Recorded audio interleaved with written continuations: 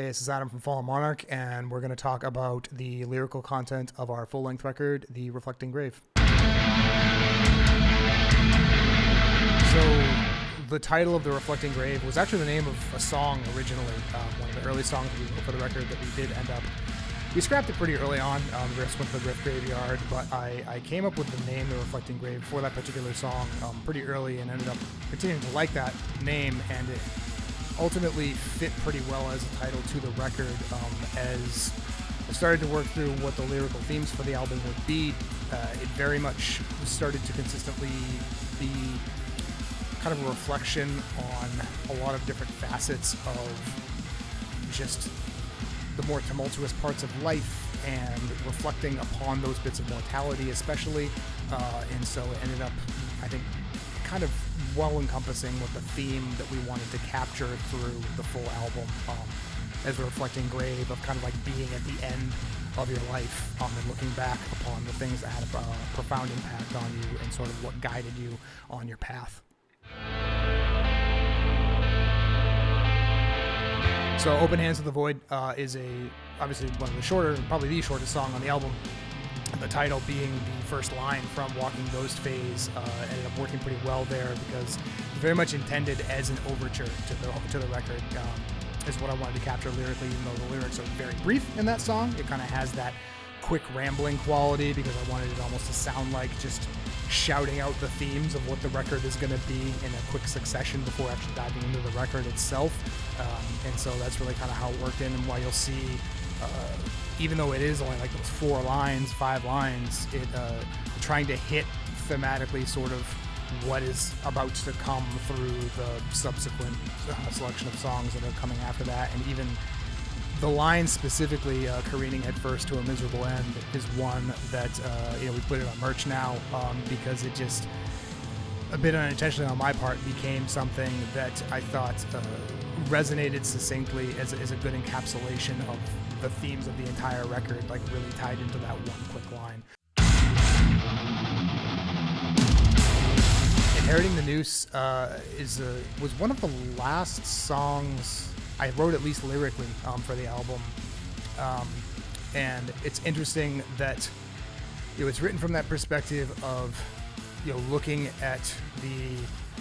environmental impacts that humans have had upon the planet, and sort of like the kind of the diminishing returns we're then offering to future generations coming, and really having newer humans coming into the planet and already starting in a deficit based on kind of what we've done. And it hits differently for me now because, like everything in the record, I wrote that prior to becoming a parent, and so now it personally for me strikes even harder of knowing that kind of like, oh, what have I brought a life into, like really not setting this new person up at an advantage based on everything that has been going on with the planet up to this point. So Inheriting the Noose is a pretty angry song because of those reasons, really focusing on that aspect of really not having much long-term thinking in terms of kind of what we're doing on a day-to-day basis. Lineage was a song that the hook of that one came to me relatively quickly. What is the chorus, at least rhythmically. The way I write is like I always just kind of yell nonsense to figure out sort of rhythmically and syllabically what I want to accomplish with a particular song, and then kind of like retrofit words into it later. But Lineage is a rare example where like a lot of the words did come to me pretty quickly, especially the chorus, which if I don't even know how much the rest of the band knows, the Gilded Cradle lined with Bones of the Weak is sort of my cheeky homage to I Think You Should Leave and Bones Are Their Money.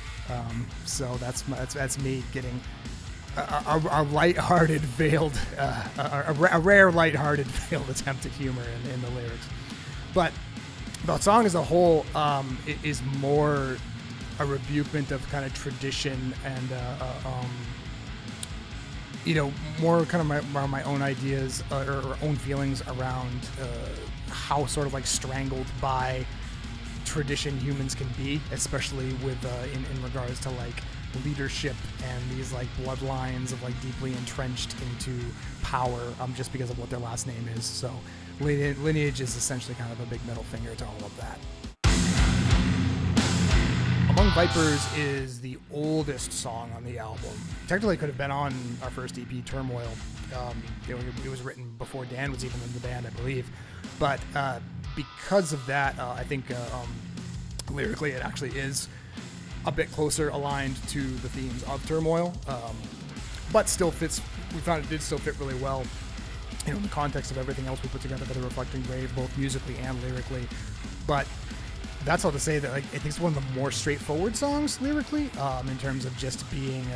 kind of angry, and it really is focused around that idea of kind of the fallacies of hero worship, of which I think is pretty applicable at any time. But I remember that particular moment writing it. There's kind of a lot of examples of these people that you may have held as a paragon of one thing or another, and then it turns out like you don't really know these people that you may admire for one reason or another, and it turns out they could be awful. So it is pretty rooted in that idea of sort of that mistrust and not judging someone based on fame or really anything they may have contributed, because unless you know someone personally and have that relationship with them, like it doesn't really make sense to hold them on any kind of pedestal. But there is a sense of betrayal that comes with it as well. When you do feel particularly invested in a particular in someone and kind of what they've offered into the world, you can have a really violent reaction to that if you kind of discover that they're not that great of a person. Stone Skin obviously doesn't have lyrics. It's just the instrumental interlude on the album. But the naming is very purposeful. Actually, that name did come to me because at the time when we were putting this stuff together, I was deep in a rewatch of the Gargoyles cartoon from the 90s, and that idea of the stone skin they put on overnight to protect themselves. But ended up, since the interlude itself is a bridge between Among Vipers and formerly The Shape of a Human, it made a lot of sense as a name, because it that idea of kind of like insulating and protecting yourself, whether it be in the concept of Among Vipers, of kind of putting an outward facade and hiding maybe any kind of like negative person you are on the inside, versus formerly The Shape of a Human, where it is that idea of like protecting innocence on one hand and protecting the other things you value on another hand, and sort of like kind of how those can clash together. So that's why Stone Skin made sense as kind of that transitionary title. And it's funny because it was originally, we had used it live as an intro to Among Vipers for a long time, and it wasn't until, I think it may even been a mistake at some point where like an order was switched up, or I think it was actually, could have been Dan's idea too, to actually change the order and put it between Vipers and formerly The Shape of a Human, and it ended up working a lot better. So that's why you'll see that's the final order on the album itself. Formerly The Shape of a Human is one of the lyrically heavier songs on the album for sure. I wish it wasn't as continually relevant as it seems to be, because again, I wrote most of these songs quite a while ago lyrically, but it's all about just kind of gun violence and the dehumanization of the people affected by it into more as like statistics and being weaponized for agendas, as opposed to actually valuing them as human life, thus the name of the song. And yeah, there's a lot of raw intensity on this song for that reason, especially in sort of the midsection that is the build up to the fast part, where there's that break and there is just the isolated scream with Tight, which was another accident. There was originally guitar behind that scream when we wrote it, and then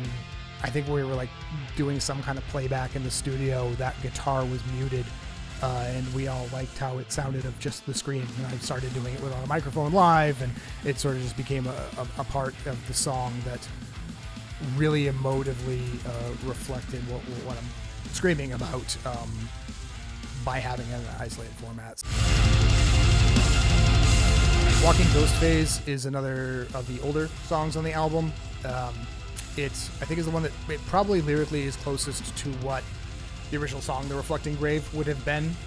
because that's really what the themes are tied around in terms of that idea of being at the end of mortality and reflecting back on where you are, where you're going, what you've done, and tied into my own relatively nihilistic views of nothing happens when we die, and kind of reckoning with that and understanding it. And, you know, for me, goes into a lot of fears of, you know, that deep-seated, I can imagine nothing worse than like not having the people I love in my life anymore, and or leaving them. And that's really what is reflected in Walking Ghost Phase. Another song that, now that I'm a parent, after writing that song, it has a much deeper impact on me as well. And it is another song where, as the main chorus of the song is one that came to me like almost right away. And even the chanting "Bring Me Back to Life" in the end of the song also came up pretty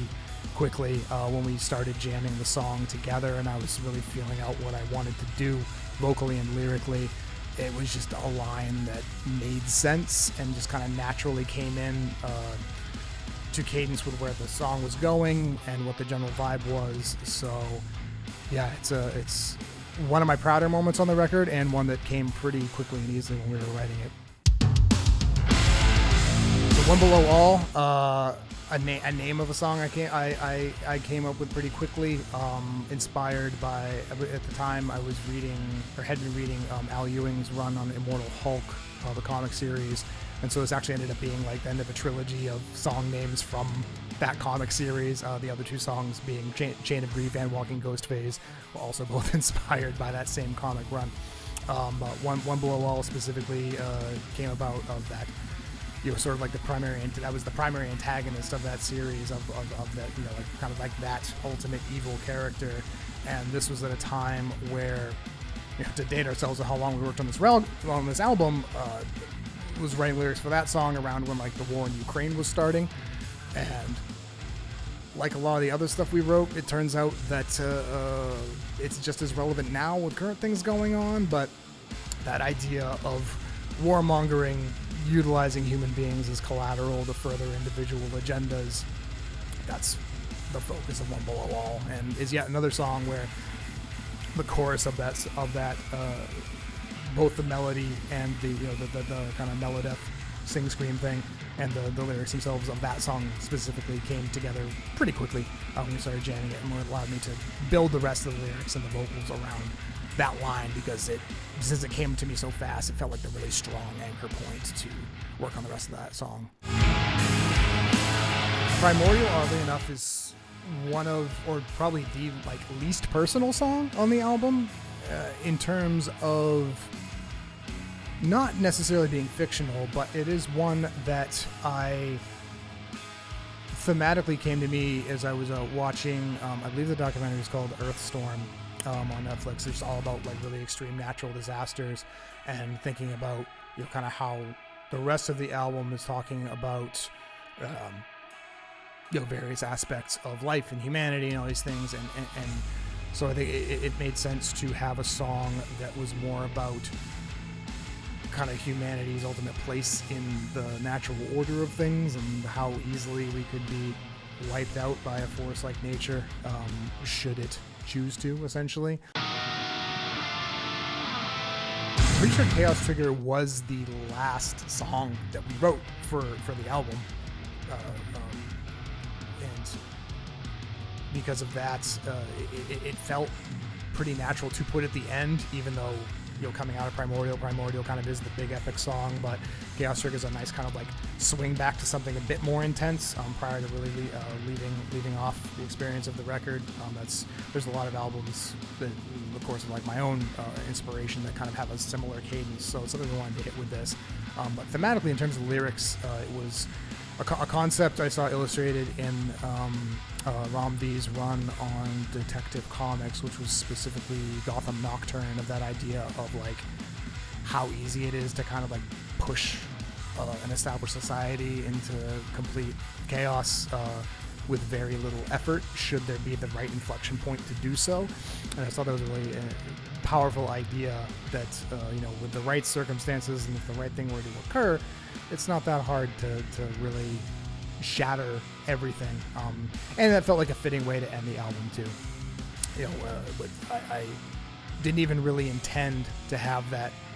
big hook in the chorus of the Welcome the End, that it would be for the last song of the album, but it ended up making a lot of sense there. And even having the rare instance of clean vocals on the album too, and to end it with that, again, was just something kind of came naturally and really fit with the flow of everything.